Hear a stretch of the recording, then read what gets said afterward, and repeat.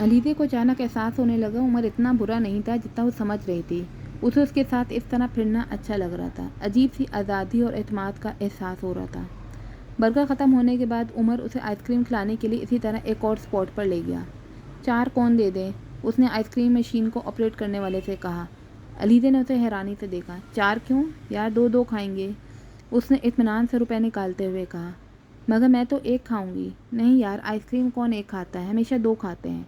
अगर अपने रुपए खर्च कर रहे हों और अगर कोई दूसरा खिला रहा हो तो फिर 3 और 4 भी खाई जा सकती हैं, उसने जैसे अलीज़े को पते की बात बताई। मगर एक वक्त में 2 कैसे खाऊंगी, उसने उमर के हाथ से कोन पकड़ते हुए कहा। ये तुम्हें मैं सिखाऊंगा, तुम आओ तो सही, उसने खुद भी अपनी दोनों कोन्स पकड़ते हुए कहा और फिर बड़ी बर्क रफ्तारी से बैक वक्त दोनों कोन्स खाने लगा। उसकी महारत ये जाहिर कर रही थी कि वो ये काम करने का आदी था। अलीज़े उसके साथ चलते हुए खुद भी इसी तरह कोन आइसक्रीम खाने की कोशिश कर रही थी, मगर आइसक्रीम पिघलने लगी। मेन रोड पर आते आते आइसक्रीम उसके दोनों हाथों और कलाइयों पर पिघल कर बहने लगी। उमर उस वक्त तक दोनों कोन्स तकरीबन ख़त्म कर चुका था। साथ चलते हुए उसने अलीज़े को कुछ अफसोस भरे अंदाज में देखते हुए कहा, क्या करोगी यार तुम ज़िंदगी में, ये इस कदर ज़रूरी काम तुम्हें नहीं आता। मुझे कम अज़ कम तुमसे ये तवक्को नहीं थी। वापस जेल रोड पर आते हुए उसकी आइसक्रीम ख़त्म हो चुकी थी, मगर दोनों हाथ पिघली हुई आइसक्रीम से लुथड़े हुए थे। अब ये देखिए मेरे हाथ गंदे हो गए, इन्हें कैसे साफ़ करूँ, अलीज़े ने उसे हाथ दिखाते हुए कहा। अपनी शर्ट से साफ़ कर लो, जैसे तुम रोते हुए अपने आंसू साफ़ करती हो, उमर ने कुछ शरारती अंदाज में कहा। वो झींप गई। ट्राउज़र की पॉकेट में कोई टिश्यू नहीं है, उमर ने चलते हुए उससे कहा। नहीं है, पानी हो तो। वो इधर उधर देखने लगी। यहाँ मेन रोड पर पानी कहाँ से मिल सकता है, तुम शर्ट से साफ़ कर लो, घर जाकर कपड़े तो चेंज करने ही हैं, उमर ने उसकी बात काटते हुए कहा। नहीं, ये इतनी चिपचिपी है, मुझे घिन आ रही है, उसने मुठ्ठियाँ खोलते और बंद करते हुए कहा। लाओ मैं साफ़ कर दूँ। उमर ने चलते चलते रुका और बड़े इत्मीनान से अपनी शर्ट से उसके हाथ साफ़ करने लगा। अलीज़े को जैसे एक झटका लगा। उसने हाथ खींचने की कोशिश की। आप क्या करें, आपकी शर्ट गंदी हो जाएगी। उमर ने कुछ कहने के बजाय अच्छी तरह उसके दोनों हाथ अपनी शर्ट से साफ़ कर दिए।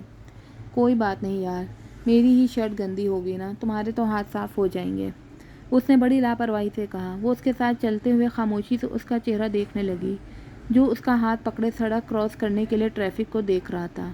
वापसी के रास्ते पर वो बातें करती रही और उमर सुनता रहा। अलीज़े को याद नहीं उसने आखिरी बार ज़िंदगी में कब किसी के साथ इतनी बातें की थी। शायद किसी के साथ नहीं, शैला के साथ भी नहीं।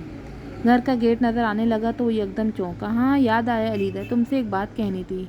हाँ कहें, मगर पहले तुम प्रॉमिस करो कि नाराज़ नहीं होगी। वो हैरान हुई। ऐसी कौन सी बात है। नहीं, पहले तुम प्रॉमिस करो, उसने इसरार किया। ठीक है, मैं प्रॉमिस करती हूँ, मैं नाराज़ नहीं होंगी। वेरी गुड, उमर ने कलाई पर बांधी हुई घड़ी पर नज़र दौड़ाते हुए कहा। वो दरअसल बात यह है कि मैं तुम्हें ग्रैनी को बताए बगैर ले आया हूँ। खासे इत्मीनान से कहे गए जुमले ने उसके कदमों तले से ज़मीन निकाल दी। अलीज़े का मुंह खुला रह गया। कल तक तो तुम बहुत एक्साइटेड हो रही थी, अब आज क्या हो गया, शैला ने कुछ झुंझलाते हुए उससे कहा। कोस्टे बड़ी तेज़ रफ्तारी से भाग रही थी और शैला बार बार उससे बातें करने की कोशिश कर रही थी, मगर अलीज़े का ज़हन अभी भी उलझा हुआ था। बताऊंगी नहीं, क्या बात, बताओगी नहीं, क्या बात है, शैला ने एक बार फिर कहा। अलीज़े ने एक नज़र उसे देखा और फिर रात को उमर के साथ होने वाली सारी गुफ्तगू बता दी। कुछ देर तक शहला भी बोल नहीं सकी। फिर एक तवील सांस लेकर उसने कहा, अनबिलीवेबल, मगर हो सकता है उमर सही कह रहा हो, ये भी मुमकिन है उसे कोई गलतफहमी हो गई हो। शहला भी उलझ गई थी। मगर मुझे लगता है वो ठीक कह रहा है, अलीज़े ने कहा। देख लेंगे, वहीं जा रहे हैं, अगर वाकई ये सब कुछ किसी कैंपेन का हिस्सा है तो भी पता चल जाएगा। मगर हमें कैसे पता चलेगा। क्यों, क्या हम अंधे हैं या तुम्हारा ख्याल है कि अक्ल से पैदल हैं। अलीज़े कुछ खुजल हो गई। नहीं, मैं ये कह रही थी कि हम वहाँ जाकर क्या करेंगे। हम अपनी आंखें और कान खुले रखेंगे और दिमाग को मुसलसल काम की जहमत देंगे। बातें पूछेंगे वहाँ के लोगों से, एनजीओ से मुंसलिक लोगों से भी, बल्कि यही सब कुछ पूछेंगे जो उमर ने बताया है।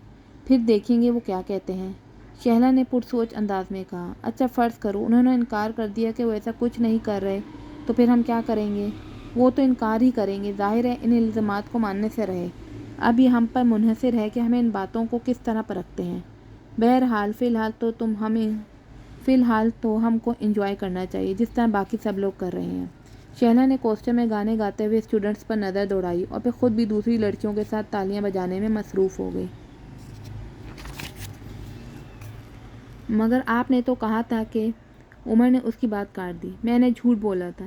اگر یہ کہتا کہ میں تمہیں ساتھ لے کر جانا چاہتا ہوں تو تم کبھی نہ آتی۔ اس پر اطمینان ابھی بھی برقرار تھا، مگر اب علیزے کی جان پر بنی ہوئی تھی۔ آپ کو اندازہ ہے کتنی دیر ہو گئی ہے؟ نانو بہت ناراض ہوں گی۔ نہیں ہوتی یار، اور اگر ہوتی بھی تو میں کہہ دوں گا کہ میں زبردستی تمہیں ساتھ لے کر گیا تھا۔ عمر نے ساتھ چلتے ہوئے اسے تسلی دی۔ آپ نانو کو نہیں جانتے، اسی لیے کہہ رہے ہیں۔ میں کبھی بھی ان کی اجازت کے بغیر کہیں نہیں جاتی، اور نہ ہی وہ یہ بات پسند کرتی ہیں۔ تم فکر مت کرو، میں بات کر لوں گا ان سے، اس نے ایک بار پھر تسلی دی۔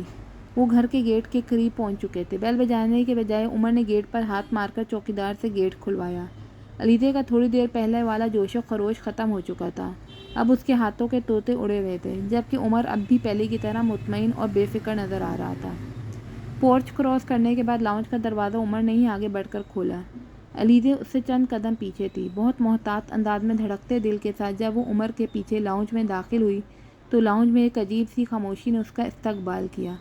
عمر اس سے کچھ آگے بالکل ساکت کھڑا تھا۔ اس کے چہرے پر کچھ دیر پہلے والی شگفتگی اور مسکراہٹ غائب ہو چکی تھی۔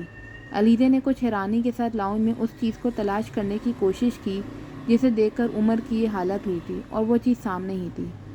لاؤنج پر ایک صوبے پر نانو کے ساتھ ایک عورت بیٹھی ہوئی تھی۔ رائل بلو سلک کی ساڑی اپنے وجود کی گرد لپیٹے، کندھوں تک تراشیدہ بالوں اور تیکھے نقوش والی اس عورت کو علیزے نے پہلے کبھی نہیں دیکھا تھا۔ وہ دونوں اتنی خاموشی کے ساتھ اندر آئے تھے کہ نانو اور اس عورت کو پتہ نہیں چلا۔ وہ دونوں چائے پینے کے ساتھ بہت مدھم آواز میں کوئی بات کر رہی تھیں اور ایک دوسرے کی طرف متوجہ تھیں۔ نانو بہت سوشل نہیں تھی، مگر پھر بھی ان کا ایک خاص حلقہ احباب تھا جن سے ان کا میل ملاپ تھا، اور وہ لوگ گھر آتے رہتے تھے۔ اس وقت علیزے بھی اس عورت کو نانو کی ایسی ہی کوئی واقف سمجھی تھی، مگر آخر عمر اس عورت کو دیکھ کر اس طرح ریئیکٹ کیوں کر رہا ہے؟ کیا وہ اسے جانتا ہے؟ علیزے نے کچھ حیران ہو کر سوچا تھا، مگر عمر کی واقفیت تو بہت محدود سی ہے۔ پھر یہ عورت، اس نے کچھ الجھتے ہوئے سوچا۔ تبھی عمر نے پلٹ کر اس کی طرف دیکھا۔ علیزہ چہرہ پڑھنے میں ماہر نہیں تھی، نہ ہی وہ ٹیلی پیتھی جانتی تھی۔ پھر بھی اس وقت عمر کے چہرے کو دیکھ کر اسے یوں لگا تھا جیسے وہ وہاں سے بھاگ جانا چاہتا تھا۔ وہ کچھ اور بھی الجھی تھی۔ عمر کی آنکھوں میں اسے ایک عجب سی وحشت نظر آئی، اور اسی وقت علیزے نے اس عورت کو عمر کی طرف متوجہ ہوتے ہوئے دیکھا۔ وہ یکدم نانو سے باتیں کرتے کرتے رک گئی۔ پھر علیزے نے اسے چائے کا کپ میز پر رکھتے ہوئے دیکھا۔ اس نے عمر کو دیکھا، وہ بھی اب اسی عورت کو دیکھ رہا تھا۔ پھر علیزے نے اسے کہتے سنا، ہیلو، ہاؤ آر یو؟ جواب میں اس عورت نے جو حرکت کی اس نے علیزے کو ششدر کر دیا۔ ان این جی اوز کے آفس کینٹ کے علاقے میں ہیں، اور ظاہر ہے یہ تو ناممکن ہے کہ آرمی کے علاقے میں ہونے والی ایسی سرگرمیاں آرمی کی ایجنسی سے خفیہ ہوں، مگر وہ بھی صرف رپورٹس دے دیتے ہیں، کچھ کر نہیں سکتے۔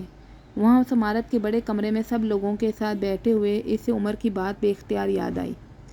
وہ لوگ لاہور سے سیدھا اس گاؤں میں جانے کے بجائے پہلے اس این جی او کے آفس میں گئے جو شہر کے اندر کینٹ کے علاقے میں ایک خاصی بڑی کوٹھی میں واقع تھا۔ عمر کی ایک بات سچ ثابت ہو گئی تھی، وہاں انہیں اس این جی او کی طرف سے اپنے کام اور آفس کی دوسری سرگرمیوں کے بارے میں بریفنگ دی جانی تھی۔ اس وقت وہ چائے اور سنیک سے لطف اندوز ہو رہے تھے، اور علیزے کو دیکھ کر خاصی حیرت ہوئی کہ اس نسبتاً قدامت پسند علاقے میں بھی لڑکیوں کی ایک بڑی تعداد اس این جی اوز کے لیے کام کر رہی تھی، جو خاصی حیران کن بات تھی۔ آفس کی عمارت کا ایک جائزہ لیتے ہوئے اسے قدم قدم پر حیرانی ہوئی تھی۔ عمارت میں موجود سہولتیں نہ صرف بے حد جدید تھیں بلکہ خاصی وافر تھیں۔ اندر موجود کمپیوٹر اور فیکس مشینوں سے لے کر باہر موجود گاڑیوں کے ماڈلز تک یہ ظاہر کر رہے تھے کہ روپے کا خاصی فراوانی سے استعمال کیا جا رہا ہے۔ این جی اوز اگر واقعی دیہی علاقوں میں ریفارمرز اور سوشل ڈیولپمنٹ کے لیے کام کر رہی ہیں تو پھر ان کے آفیسز بھی ان ہی گاؤں وغیرہ میں ہونے چاہیے تاکہ وہ لوگوں کے ساتھ مسلسل اور بہتر رابطے میں رہیں، مگر کسی بھی این جی او کا آفس تم گاؤں کے اندر نہیں دیکھو گے۔ سارے آفیسز شہر کے سب سے مہنگے اور محفوظ علاقے میں خاصے گمنام اور خفیہ رکھے گئے ہیں، اور اگر ان کا کام لوگوں کی بہتری ہی ہے تو پھر انہیں تو لوگوں کے ساتھ رابطے زیادہ بڑھانے چاہیے۔ اپنے آفیسرز کو ایسی جگہوں پر رکھنا چاہیے جہاں زیادہ سے زیادہ لوگ ان کے نام سے واقف ہوں، ان کے پاس آ سکیں، مگر ایسا نہیں ہے۔ شہر کے ارد گرد کے لوگ ان کے نام سے بھی بہت آشنا ہیں، مگر شہر میں اگر تم کینٹ کے علاقے میں بھی کھڑے ہو کر کسی سے کسی بھی این جی او کا نام بتا کر آفس کا پتہ پوچھو تو وہ بے خبر ہوگا۔ اگر انہیں کچھ لیک آؤٹ ہو جانے کا خطرہ نہیں ہے تو یہ لوگوں کو تو یہ لوگوں کو کھلے عام اپنے آفس میں کیوں آنے نہیں دیتی؟ انٹرنیشنل میڈیا تو دھوم مچا رہے ہیں ان کے کارناموں کی، مگر مقامی اخبارات تک ان کے کام اور نام سے بے خبر ہیں۔ اسے عمر کے الزامات یاد آ رہے تھے۔